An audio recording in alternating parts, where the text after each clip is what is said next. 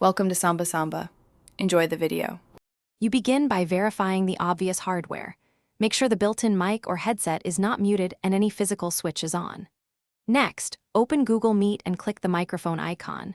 If prompted, grant microphone access to your browser.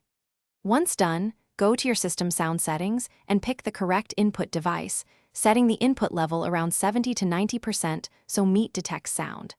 This removes permission and device selection errors before deeper fixes. After device selection, make the chosen microphone the system default so Google Meet inherits it.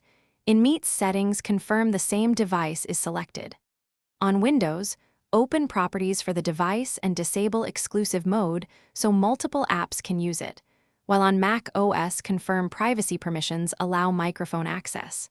Then update, or, if a new update caused the issue, roll back the audio driver and restart the audio services, Windows, or Corodiad, Mac OS. These steps fix driver and resource conflicts that block audio. Finally, if the mic still fails, reinstall the audio driver or uninstall and reinstall your browser to clear corrupted components.